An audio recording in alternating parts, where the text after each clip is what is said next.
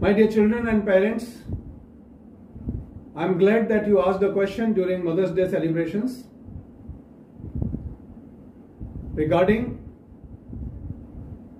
how to ensure that my child does not become stubborn. मेरा बच्चा जिद्दी ना बने, उसके लिए मुझे क्या करने की जरूरत है। सबसे पहली बात आपको यह समझना है कि कौन सी चीजें हैं जो बच्चे को जिद्दी बना रही हैं।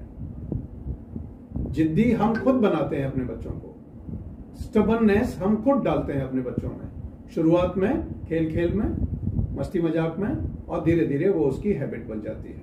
दोस्तों, हम सब लोग सुनते आ रहे हैं कि किसी भी एक चीज को सिमिलर पैटर्न में सिमिलर टाइम पे 40 दिन तक लगातार किया जाए तो वो हैबिट फॉर्म हो जाती है। हमको ये देखना है कि जो बच्चा हमारा बचपन में बहुत सौम्य, सरल और बहुत ही जॉली होता है, वो बच्चा अचानक से जिद्दी कैसे होने लगता है। तो वो जो पहले 40 दिन हैं उनको वॉच करिए और डेली वॉच करिए कि कहीं कुछ ऐसा तो नहीं हो रहा है कि मैं ही अपने बच्चों को जिद्दी बना रहा हूं। You need to learn to say no also in certain circumstances, but that no should not be hurtful. वो नो जो है बच्चे के एस्टीम को क्रश ना करे, उसको कन्विंस करके नो किया जाए कि बेटा ये आपके लिए ठीक नहीं है। दूसरा, हम खेल खेल में बच्चों को जिद करना खुद सिखाते हैं। बचपन में रोकते नहीं है उनको, बचपन में उनको दूसरा रास्ता नहीं दिखाते हैं। बाद में जब वो आदत पड़ जाती है फिर हम कोशिश करते हैं कि हमारा बच्चा जिद्दी हो गया है, अब इसको हमें पनिशमेंट देना है या किसी और तरीके से इसको सुधारना है। वो बहुत मुश्किल है। तो मैं आपको एक ही चीज बताना चाहता हूं कि आपको शुरुआत से ही एंश्योर ये करना है कि बच्चे की पहली बात जिद करने की आदत डलने ना दें। और ये कब संभव है?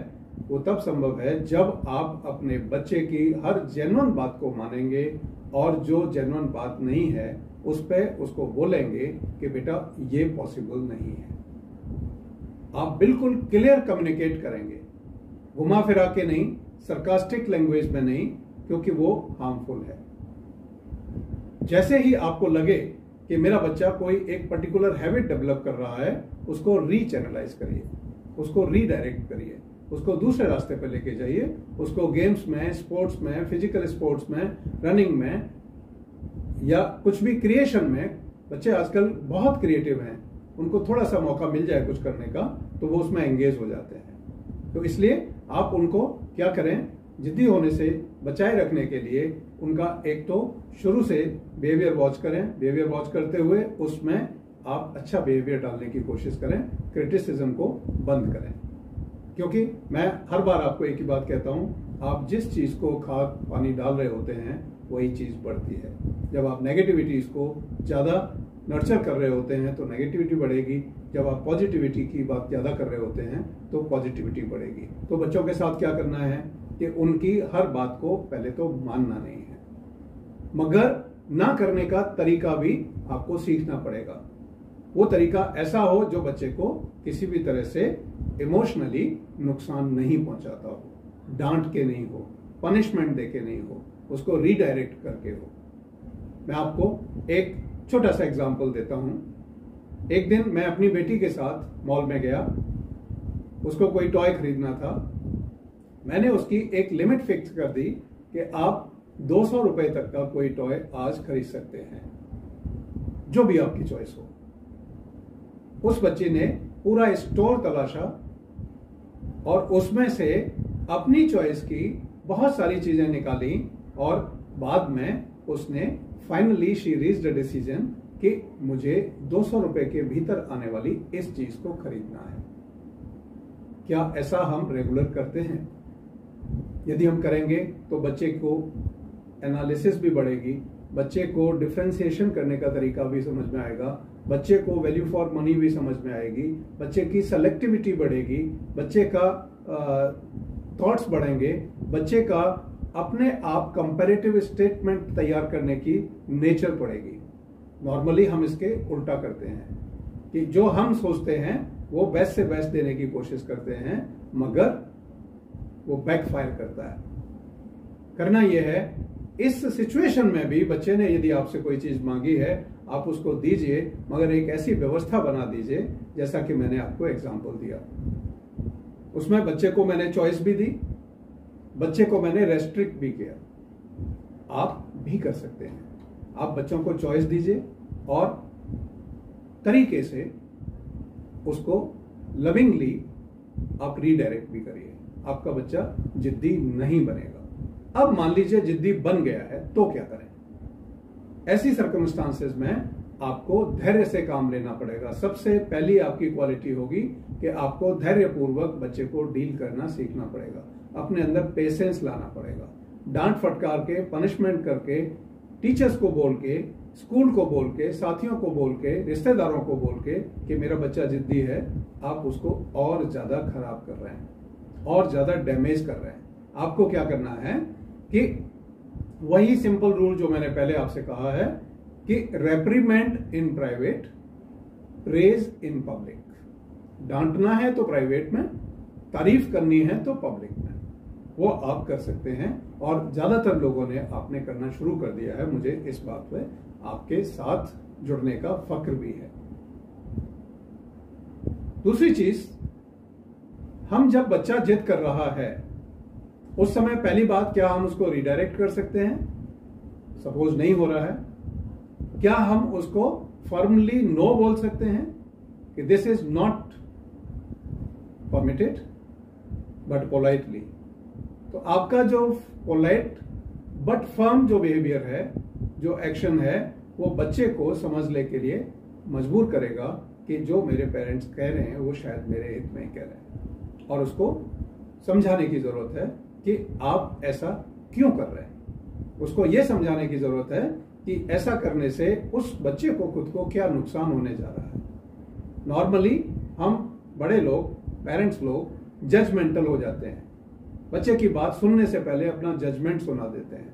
वो भी कई बार बच्चों को जिद्दी बनाता है। तो आपको जिद पूरी नहीं करनी है, आवश्यकताएं पूरी करनी है, और जो जिद का एनवायरमेंट है उसको रीडायरेक्ट करना है, किसी और एक्टिविटी की तरफ बच्चे का ध्यान लेके जाना है, और नो भी करना है तो फर्मली नो करना है और पोलाइटली करना है। यदि आप बच्चे को लगता है कि ना आप थोड़ी देर के लिए तो नो कर रहे हैं बट थोड़ी देर बाद मान जाएंगे, तो बच्चा उस चीज को पकड़ लेता है और धीरे धीरे वो आपके पीछे पड़ा ही रहता है और आप फाइनली सरेंडर करते हैं और जो वो कह रहा होता है उसको मानते हैं। ये ठीक नहीं है। आपको फर्म रहना है, बच्चे को बताना है कि आप क्यों नहीं ऐसा करना चाहते या उसको ऐसा क्यों नहीं करने देना चाहते, और उस पे उस समय आपको कॉम्प्रोमाइज नहीं करना है।